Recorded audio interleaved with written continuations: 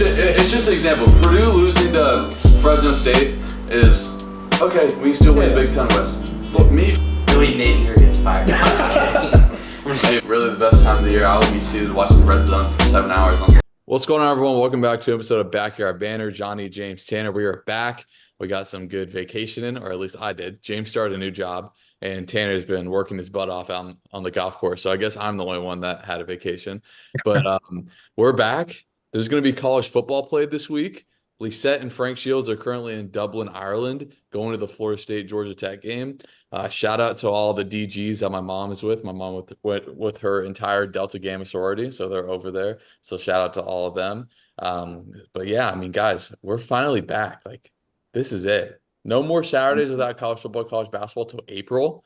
Like, that is. This is why we started the podcast. Like it's not like, obviously we love baseball. Don't get this wrong. We love NBA. We love baseball, but this is the greatest time in sports. Yeah, this is the greatest time from October from September 1st, truthfully, on to about when baseball really starts is prime.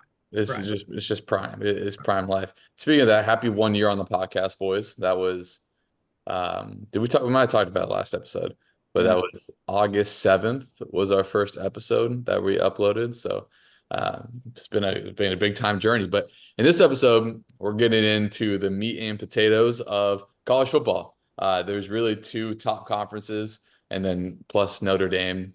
They do their own thing, but two top conferences in college football, and then kind of everyone else. And then we're going into one of the best. I would probably say the best, the second 1A, 1B to the NFC North, the two best divisions in football this year that we're getting into with the AFC North. But let's just get right into the Big Ten. Tanner, this is your conference. You know the most about it with Purdue and all. And James and I were looking at, I told you this, Purdue picked by the media to finish last. So Tanner, go ahead and give us a little Big Ten and Purdue preview. Yeah, well, I would like to start by saying Purdue is not going to finish last in the Big Ten. I can guarantee that. And I agree. I agree with that. Like, we can get off. I also agree. We can start agreeing. We can agree. Okay. So the media poll, not a fan of it preseason. But yeah, the Big Ten is very exciting this year. You got the defending national champions in Michigan. You got Penn State returns a lot. You got Oregon coming in, USC, UCLA, Washington just made the national championship game, and they're coming in the Big Ten. And then, in my opinion, the very best team in the Big Ten, the most talented roster in college football, the Ohio State Buckeyes. So we got a lot of really good teams. I think Wisconsin could be pretty good too.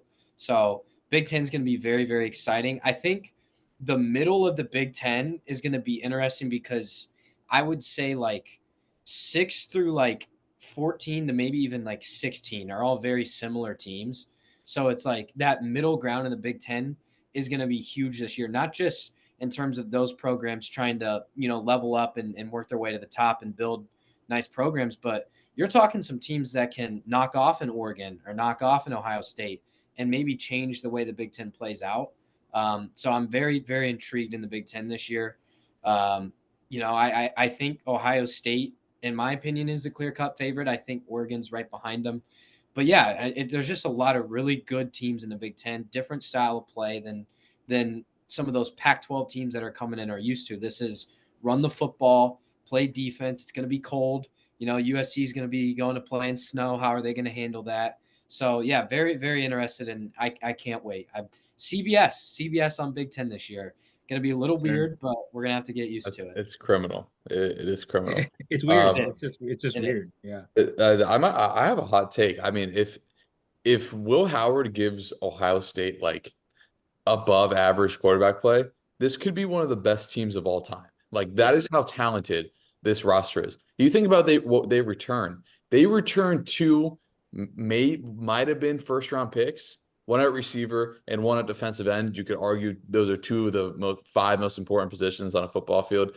And then you get Will Howard. I don't know how much of an upgrade that is over Kyle McCord, but I was looking. I really did a deep dive because to me, scheduling is so important. Like, who you play, when you play them is also important. When's your bye week, all that stuff. Ohio State did not get any breaks with their schedule. None. Like, I'm looking. They play at Oregon on October 12th, which might be the biggest game in all of college football this year. They go to best Penn weekend State. in college football, Yeah, too. it is. That weekend's nuts. They go to Penn State, and they play Michigan. They're the only team that plays all three of those teams. Mm-hmm. And then, well, there might be others, but out of the teams that I really focused on, who could be a Teams that sleeper, matter. I didn't look at Minnesota's schedule. I'm gonna be honest with you, I don't know who they play, but that's pretty brutal from Ohio State. I mean, I know they've played the school of the deaf and blind to begin with, and don't really have that tough of a non-con. But in the Big Ten, you can't really ask for a harder schedule than that. Um, and you look down the list. I think the biggest question here is, what happens with Michigan and Penn State, because that Ohio State and Oregon are I would say two of the top three teams in the country. I think kind of Ohio State and Georgia in their tier, and then it's like Oregon and Texas are in a tier. Maybe you can throw Bama into that tier as well, and then kind of goes down from there. You go from there, like what kind of Michigan are you going to get? What is Alex Orji going to do? How good is he going to be? Is he going to be able to throw the ball effectively? And you go to Penn State. Is Drew Aller going to make that second year starter jump? He's a junior now, right? There's no more excuses. And they avoid Oregon and Michigan. That is very big, especially avoiding Oregon. They go to USC. That's going to be really weird to see Penn State going to LA to play them. And they go to Wisconsin. But for me, my sleeper, Tanner, I don't know how you're going to feel about this. My sleeper, well, I have three written down. My three sleepers: Nebraska, Wisconsin, Iowa. I'm going to touch on Iowa real quick. If Iowa can just get semi-competent quarterback play, I mean, they can't do worse than what they did last year, and they're in the Big Ten championship. They avoid all the big boys except for Ohio State. They go to Ohio State. They avoid the rest of the big boys. They avoid Michigan, Penn State, and Oregon. That's why I classify it as the big boys. And that defense could be top 20. Wisconsin, look, I love Luke Fickell as a coach. You can never count them out year two under him. They get Bama at home, which is fun, but then they also get Penn State and Oregon at home. That is a pretty good, favorable home schedule. But if I had to pick a sleeper, it would be Nebraska. Matt Rule teams in year two always have a jump. I mean, this is a guy that won 10 games at Temple. Can we take him up? Like, who wins 10 games at Temple? No, nobody. And if you look at their schedule, they get UTEP versus Colorado versus Northern Iowa versus Illinois, at Purdue versus Rutgers, at Indiana, then at Ohio State. You're telling me they can't be 6-1, 7-0 going to Ohio State? And then after that, they go UCLA at home, at USC versus Wisconsin, at Iowa. So the second half is really tough. But you're telling me Nebraska can't win 8 wins and kind of flip the conference on its head a little bit? So yeah, that's kind of my spiel with the Big Ten. Yeah, I mean, going third, out of us three, I'm like picking now. You guys have said everything, but I will tell you this one thing. And Johnny, I'm happy you said it because it doesn't make me sound like an idiot. But I have Iowa finishing second in this conference. Wow. Okay. You look at these schedules. Okay. I was big on Iowa last year. I was upset with that punt return. I thought they could have gotten a chance to be in the game. I forgot about that. That was your take. You know what I mean? They should have been in the Big Ten championship. I thought they had a chance. And then next thing you know, whatever. It doesn't matter. Okay. Let's look at it now. You look at Ohio State. They are so good that their schedule doesn't matter. Right? Their schedule does matter because they do play Oregon, they do play Iowa, they do play Penn State, and they obviously play Michigan. But then you look at Iowa's schedule, like Johnny already talked about, their toughest game's Ohio State. Then they have a tough game against Wisconsin and Nebraska because those two teams, like Tanner had mentioned earlier, they're going to be in the middle that can beat anybody because they're good enough, they're well coached. But you look at Iowa, and you're going to, like Johnny said, you're going to get a defense that is going to be ruthless. Now you get a new offensive coordinator into Iowa, right? I've been hearing everything's on Twitter and Instagram that what's his name? I can't pronounce his last name. McNamara? Yeah, that. Okay. Can't pronounce his last name. I guess he hasn't been looking good in practice, but again, who cares, right? He's a name. He's at his second school, whatever. I'm big on Iowa. I have him finishing tied for second with Oregon. So watch out for the Hawkeyes. I'm not going to say they're going to be better than Ohio State, and heck, I'm not going to tell you they're going to beat Ohio State when they play them. But Iowa is going to be a tough team to beat this year. And I hate saying that. Like, I'm a Notre Dame fan at heart, but my second team is Illinois. So, like, my boss at school, my new job, he graduated from Iowa. So we bicker all the time about Iowa versus Illinois. So I hate Iowa. I truthfully do. But they're a team that I think can win a lot of games.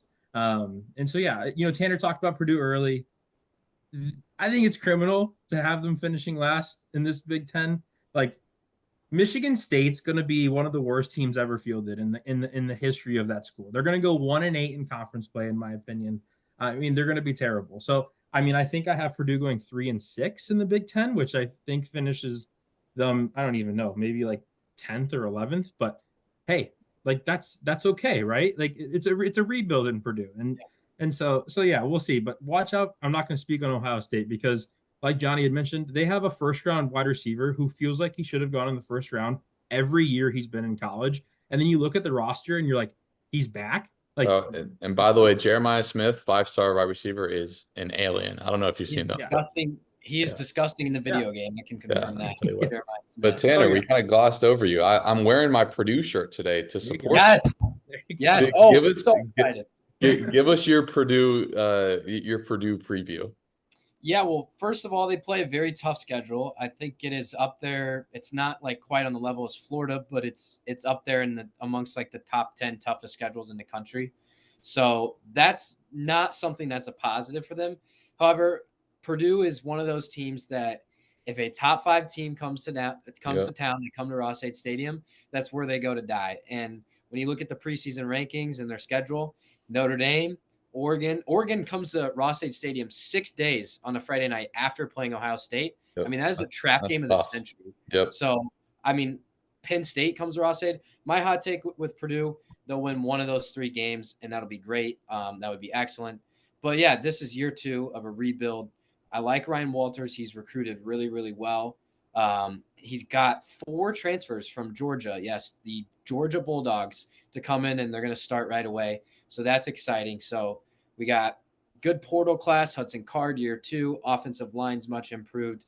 Dylan Thieneman is going to be one of the best players in the country. He was All-American as a true freshman last year. So very exciting to see the progress that they can make in year 2. I don't think we'll necessarily see it in the win column because they went 4-8 a year ago. I'm expecting maybe 6-6, but I think this is going to be a much more competitive team. I think they're going to be in a lot more games with tougher teams than they were a year ago, which is exciting to me. And I think the future's bright. It's just going to take probably another year or 2 before we see it in the win column. But yeah, I'm very excited still, even though we're not expected to do a whole lot.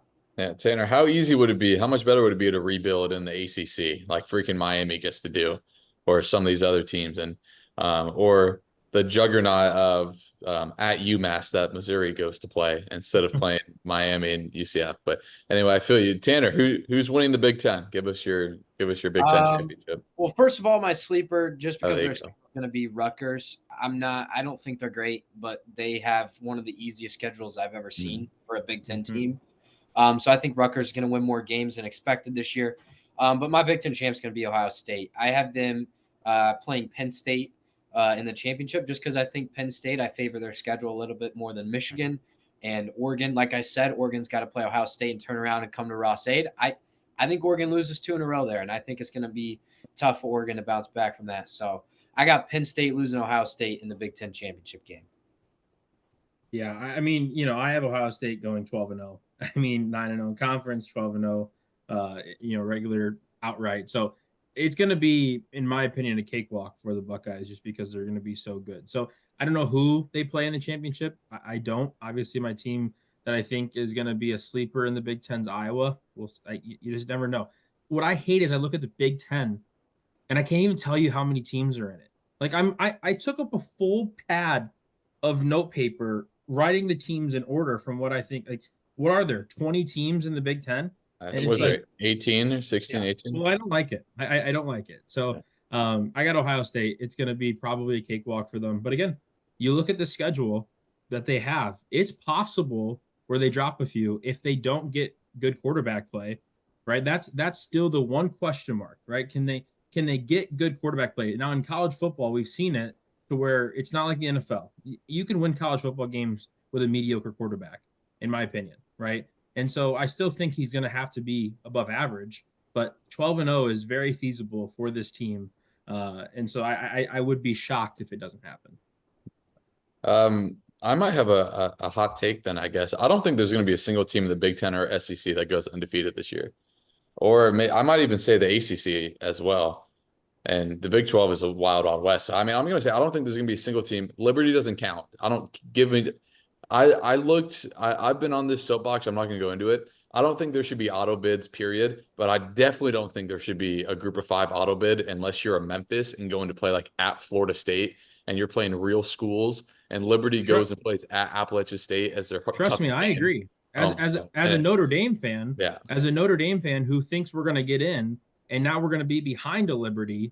No, no, they're going to be the 12 seed if they get in. We'll see, but I'm going to get more into that when we do our playoff. Sleeping on Tulane. I'm saying if Liberty were to go, whatever. Yeah. I get what you're saying. Yeah. So I guess another hot take. I think Michigan loses 3 games this year. I'm not a believer in Alex Orji as a passer, as a thrower of the football. Look, they got one of the best players in the country on their defensive line. Tanner, I'm forgetting his name. What's his name? The Michigan D lineman. Isn't it maybe Mozzie Smith went to the NFL, but I want to say it's one of the Chris Jenkins was the other one. He went to the NFL last year. So anyway, Will Johnson is the best cornerback in America. They got a really good defensive line, but I'm just not a believer in Alex Orji. So I think they lose 3 games. And for Penn State, I just don't trust Drew Holler. I mean, he could take a step up. I think Penn State goes 10-2 and makes the playoff because they win 10 games every year because they beat up on the middle of the Big Ten. I think they could do it this year. I have Ohio State over Oregon. And I think Oregon beats them in the regular season. Ohio State comes back and beats them in the Big Ten championship. And I think the Big Ten gets 3 playoff teams in at least. I think they could sneak in a 4 if Michigan wins 10 games. But I think they get 3 in there. And we're not talking about USC, man. USC is another team that's in the top 25. I just don't love their team this year. Don't love their defense. I mean, them and LSU, who ironically enough play that Sunday night of week 1, had like the 2 worst defenses ever, both wasted Heisman quarterbacks with said defenses. But yeah, I mean, we'll see. The Big Ten, I will never say the Big Ten is on the same level as the SEC because the depth isn't there in the Big Ten. Whoops, there goes my pen. In the sense that the SEC, I could give you 7 teams that you'd be like, yeah, I could see them in the playoff. If you give me the Big Ten, I could maybe get to 4 or 5. I could be like, yeah, they could be in the playoff. But with that being said, I think they have 2 of the best 3 teams in the country right now. So give me Ohio State over Oregon. But like I'm talking about, Oregon is the 5 seed in the playoff when it comes out. Yeah. So I agree, and I'll say this one thing about USC because I'm not a believer in them. I have them going 7-5. Mm-hmm. I think this transition for USC is going to be brutal. Yeah. I think they are a team that's been used to playing teams that are going to allow them to score 50, and in USC might hold them to 42. And that's just not Big Ten. You look at some of these teams. You look at Michigan, a team that none of us are super high on. We think they can still be a good team, but a reigning national championship, it doesn't matter. Their defense is going to be unreal. That's the one thing about Michigan that you can't ask questions about is their defense. And you look at all up and down the Big Ten, defense, Iowa, defense, Ohio State, everyone, right? And so you look at USC, and I think they're going to have a fit in year 1 in the Big Ten. I have them finishing middle of the pack. I have Northwestern above USC. Could be a hot take. It's fine. I just have USC middle of the pack, going 7-5, 5-4 in conference play. Any team that plays on a practice field, I'm not picking to win a game. So I'm just kidding.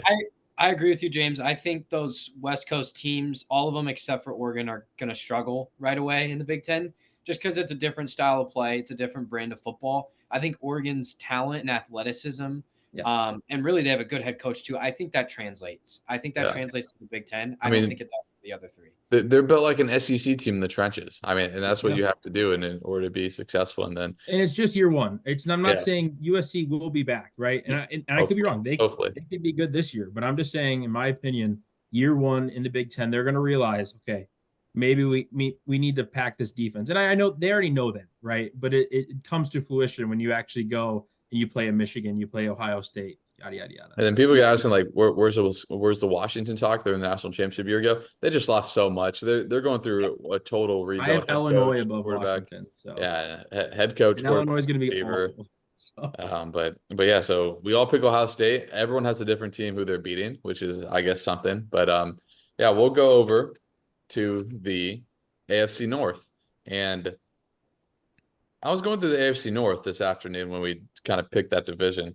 And this division confuses me in the sense that I picked the Browns to be one of the three worst teams in football last year. And then Joe Flacco came and completely just, I don't know, danced with the devil or something and took them to the playoffs. And then, I mean, your boy, both you guys' boy, Justin Field and the Don't Steelers, say and the he ain't my Steelers. boy. I was watching him last night. He's still Did you dominant. guys see? Did you guys see He's that still preseason awful. stat that they've scored like 3 points against threes and I fours? turned And the game on last night, and he still is awful at quarterback. So don't say my boy. He is not. it's Tanner's boy. Tanner, I think Tanner's on the Caleb Williams train now. We'll get into that some other I'm very episode. much on the Caleb Williams train, but I will forever love and root for Justin Fields. I That's want him fair. to go win that starting job. That's fair. That's Very fair. Yeah. Have you guys watched Hard Knocks? Oh yeah. I have not because I don't want to pay for the subscription. So I'm trying. You can use mine. I'll give you mine. I've watched every episode twice actually. Wow, that's I've seen dedication. clips, and every time a clip pops up, I scroll past it. I'm like, I don't want to see it. You I gotta don't want lock to see in. it. Yeah. Yeah. But anyway, I guess I'll just get into it real quick. Obviously the Ravens were in the AFC Championship a year ago. They're the number one seed in the AFC. But with all that being said, people forget how good Joe Burrow was, I think, a little bit. He was hurt last year. Every year that he's been healthy and ready to go, they've been in the AFC Championship. I think they have the best Respectful skill. towards him. Yeah, I think they have the best skill group in the AFC and the AFC North, and they might have one of the best skill positions in the entire AFC. I mean, they figured out the T. Higgins contract situation a little bit, I guess. They obviously have Jamar Chase, who people kind of forget. I'm seeing these top lists, and people have him at like 5 and 6. I'm like, look, Jamar Chase is a top 3 receiver when he's on. I'll take him over. You give him Joe Burrow? Yeah, Dude. I'll take him over guys like AJ Brown every single day. So with that being said, they also got Chris Jenkins, like I said, from Michigan. They needed help on their defense line. They got Hendrickson on the outside. He's going to get double-digit sacks. Then they kind of patch up the inside of that with Chris Jenkins. They got Mims out of Georgia in the first round to continue and try to protect Joe Burrow. But, I mean, he's a raw prospect. I mean, he barely played in college, but he's a freak. He's a freak athlete. With all that being said, so the Bengals winning the division. I think they'll be at 12 wins. I have the Ravens in second. They'll make a wild card. They'll be at 10, 11 wins. I mean, look, they got Derrick Henry. That's a pretty big time. Whatever you want to say, he's old. You don't pay running backs. That their rushing game is going to be elite this year. The thing that stops them with the Ravens, it's a passing league at the end of the day, and they don't have a true number one receiver. No. I mean, they got Rashad Bateman. He's cool, I guess. They got who was the rookie last year? Was that Bateman? Zay Flowers. Yeah, Zay Flowers. I mean, he's fine, I guess. Fine. Like he's good, but he's not a number one, I think, on a good team like that. And I have the Browns at 3. My only question is, can their defense be as good as last year? I mean, their defense won them games last year. And Myles Garrett had one of the best seasons that I've ever seen with my eyes. I know statistically might not have been there, but every single time I watched the Browns, he was just so physically dominant that it's like, wow. And I think the Browns could win 8, 9 games. And then the Steelers, I think, are going to win 8 games because Mike Tomlin, as a coach himself, will not lose more than 9 games in a season, in my opinion. But I do have them finishing last. So yeah, that's kind of my spiel. That's this division last year was fun to go over because Tanner got all in on the Steelers. Who would have thought that he's probably going to hop back on the Steelers again this year because he's got Fields. But to think that Tanner and I were disagreeing, I think we might have filmed that maybe in person, maybe not, I don't know. But he was big on the Steelers and stuff like that. So Johnny, we agree. I mean, my order is the exact same, right? The Bengals, I'll go on it a little bit. Joe Burrow was ranked 39th in the top 100 list. I don't care that he was hurt last year. Putting him at 39 overall in the NFL list is the most criminal thing that I've ever seen in my entire life. So Joe Burrow, bleach blonde hair, he's going to go out and win the division. I agree with what you said about the Ravens. Their defense is going to be good. Their running scheme is going to be unreal. Derrick Henry, Lamar Jackson, okay.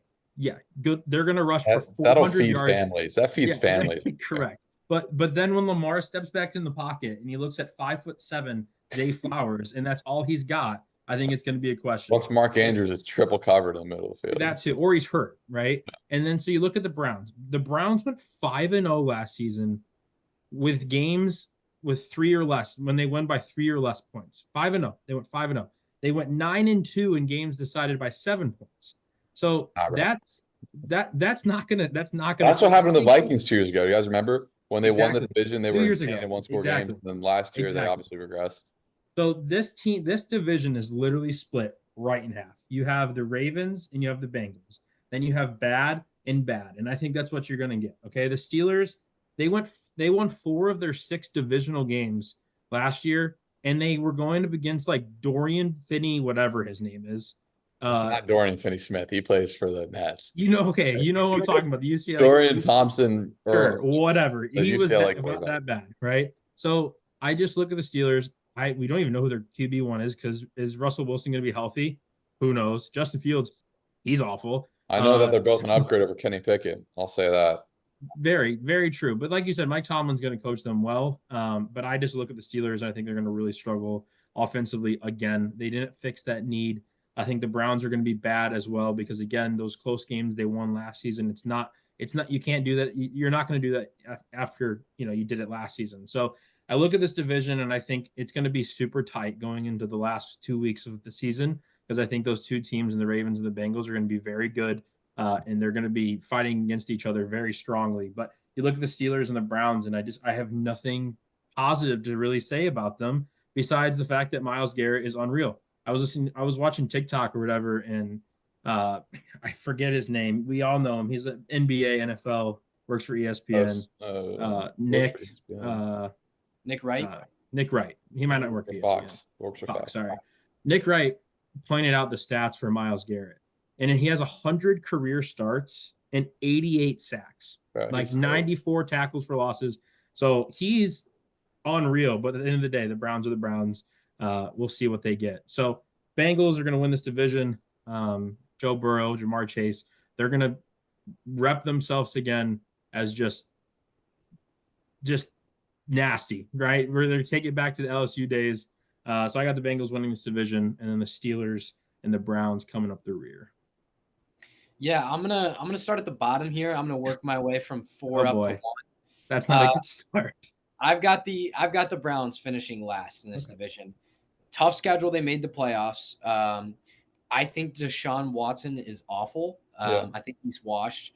I'm not even worried about him coming back to like make me eat these words. I think he's done. Like people are gonna see how bad he is when he's fully healthy this year, and he sucks. Nick Chubb is coming off his 43rd knee surgery, so who knows how he's going to look. Their wide receiver core, I mean, Amari Cooper's good, but he's they got Jerry Jeudy, and they gave him a ton of money. Like Jerry Jeudy, a ton of money. They paid him. He's like he gets what 600 receiving yards a year. Like I just don't think that's like anything special. Like I'm just not high on their offense. They paid him a lot of money. They did pay him a lot of money. I think the Browns, part of it's their schedule because I do love their defense. But I think the Browns, you're right. Those one-score games are going to come back. It's going to flip. I think they win 5, maybe 6 games. So I'm not very high on the Cleveland Browns. Third, I got the Pittsburgh Steelers. Mike Tomlin, third best coach in the NFL. Andy Reid 1, Kyle Shanahan 2. Mike Tomlin has never had. You could argue Mike Tomlin is over Shanahan too. I mean, he really good. I wanted to put him there, but Shanahan right now probably on a little bit of a different level. But yeah, Mike Tomlin's never had a losing season. That's not going to change. Give Mike Tomlin Shanahan's roster, and we'll see what happens. Exactly. You know what I mean? Yeah. It'd be totally different. I think he would win a Super Bowl every time with that roster. But my thing with the Steelers, I love their defense. I think they have good enough weapons. I don't think they're like great in their skill positions, but they're not like bad. They're just kind of middle of the line. My thing with the Steelers is you have to start Russ, because if you start with Justin Fields and he sucks, it's harder to go to Russell Wilson. Yeah, you're right. You know what I mean? Because Russell's older. You got to start with Russ, and then if he sucks, you go to Justin. Justin is there to develop. This year is a development year for Justin. The Chicago Bears, as much as I hate to say it, created a lot of bad habits in Justin Fields, and he needs to fix those. He still has a lot of talent, and he needs to develop. He needs to sit behind Russ. I think Russ is capable of winning with this roster. I think hopefully Russell Wilson is a starter, and if need be, they can go to Justin. But I think the Steelers win 9, maybe 10 games, but they're not going to have a losing record. You can put you can put the mortgage on the Steelers not having a losing record I'll because take they your haven't had mortgage. a losing record in years. It's been literal years. It's been almost 2 decades. Yeah. So it's I'll just take not your mortgage. I'll give you good odds. I'll take it. I'll take your mortgage. I'm done with the Steelers. I'm tired of talking about the Steelers. It's been too much talk about the Steelers. But Ravens, 10, 11 games, second in the division. Lamar is due to get hurt. He's healthy 1 year and hurt the next. This is the Lamar hurt year, so I'm going to put the Ravens at 10 to 11 wins. Like Derrick Henry, not high in the receiving court. I think Zay Flowers very good, but other than that, and Mark Andrews obviously. But yeah, the Bengals. This is my pick to win the Super Bowl as of now. I think Joe Burrow is going to win an MVP. You look at the last 2 seasons he's played. He made the AFC Championship and made the Super Bowl. So, like, I'm very confident that if Joe Burrow's healthy, he's going to be there in the AFC Championship again. I think we're going to get Bengals Chiefs again, 3rd time in 4 years, to go to the Super Bowl of the AFC. I think the Bengals win 12, maybe 13 games, and they're going to be on that short list of Super Bowl contenders come playoff time. I like that. And you've completely persuaded me. I have the Steelers 3 and the Browns 4 now. I was doing this. I'm like, I want to put the Browns last, but like I put them last year. I got 2 in my head, and they made the freaking playoffs when I said they're going to win 4 games last year. Deshaun Watson, he's still on the freaking massage tables. I don't even want to get to it. But yeah, with all that being said, but it doesn't matter, right? It's who's going to be the champion out of the 1 and 2, yeah, and who's going to finish last out of 3 and 4. Yeah. Exactly. By the way, Cleveland gave Deshaun Watson the worst contract maybe in the history of sports. I agree. Fully guaranteed everything. Yep. So anyway, I had to throw that. Shout out to Deshaun Watson's agent. That was shout out to his well agent. done. Well done, sir. Well done. Quickly, with the MLB, we're almost getting into September call-up season. Both of our teams suck, so it's pretty depressing. They're both most likely not going to be in the playoffs. The Rays are 6 back right now. Are the Cubs 3 back? No, probably 4, 4.5. Yeah, but they lost 1-0 today. 4 hits, no big deal. 10 strikeouts, whatever it was. Don't worry. The Rays went through a 6-game stretch, scoring 12 runs, and they went through a period where the pitching was so good that if they scored 4 runs, they won 17 games in a row. Like that's insane. They have the best ERA since the All-Star break. It's Tampa Bay Rays, but hey, they called up the number 2 prospect in baseball. He's been fun. He has cool hair, and but anyway, not like it's kind of the dog days of the MLB season right now. You kind of know what the playoff pitcher is going to look like in some capacity. Like maybe you don't know who's going to win, like the NL or the AL West, even though the Astros are really surging right now. They're hot. I don't. Our take was right. That they were going to win it, but the Astros going to be in the ALCS again. It took a while for them to get there, but man, they fought. They are, but unless you guys have anything to say about MLB, all I gotta say is, I mean, I'm not gonna talk about the Cubs. Like, I'm not gonna name a player on them because like there's not much to talk about. Ian Happ, he's good. He's good, but in terms of like the team, like their schedule is so bad that they're going to be in the playoff race all the way until the last week probably, but you already know they're not going to make it. So it's like, why? Like, what's the point? Like, what is the point of being excited? Because you know they're going to be in the playoff race, but you just know they're not going to make it. We're going to finish 3 games out of a playoff spot. I guarantee it. Like, just finish us now. Yeah, it's over. It's over. The Rays, after all the turmoil, all the injuries, all the trades, they're a game over 500. And they've had a fun year, right? They just swept. I'll tell you what, before the Diamondback series, I was pretty pressed about the Tampa Bay Rays. I was lack of effort, lack of everything, completely turned around. They swept the Diamondbacks. Diamondbacks were 20 games over 500. They're a very good team. But you know who the Rays play? So they go to Oakland, whatever. Then they go to the Dodgers, to Seattle, home against the Padres, and then in some order down the stretch, at Baltimore, at Philadelphia, home against the Guardians for 4, home against the Twins for 4. I mean, what kind of end of the season is that? Then they go to Boston and to Toronto to end the year. Those are their last 6 series in some order. They might win 6 games in September. I mean, that is brutal. The thing is, the Rays pitching is so good. Like every starter holds the team through 5 innings, 2 runs or less. And then now we got Pete Fairbanks allowing. And so on Friday night, Pete Fairbanks, Rays are up 2. He lets up a 2-run home run to Corbin Carroll that hits the freaking scoreboard. Today, the Rays are up 3, and 2 guys get on. And I'm like, oh my God, he's going to do it again. He hangs a slider. Dude hits the scoreboard again. Both the times the Rays won. But outside of him, the Rays bullpen has been very good. But anyway, the Rays just make me so mad. Like, I'll be so mad when the Rays lose for like 24 hours. And I'm like, oh my God. That's why I'm so excited for college football. I need it. Well, I'm not, because the Gators play the NFC West.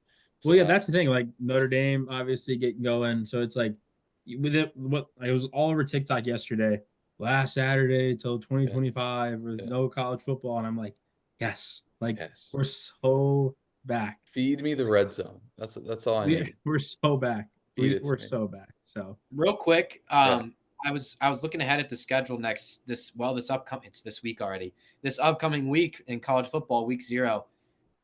I think Georgia Tech's going to keep it tight with Florida State. Yeah. I think Georgia Tech's better than people realize. Yeah. Florida State's got a new quarterback. They lost a lot. I think Florida State wins. I'm not picking Georgia Tech to win, but I'm telling you, that's going to be a good game. Georgia Tech's going to keep it close. And then the only other substantial game that day, SMU is going to go to Nevada and get a win. So those are my 2 predictions for college football. We'll see. We'll try to get an episode in before Saturday. We'll see. We're all very busy.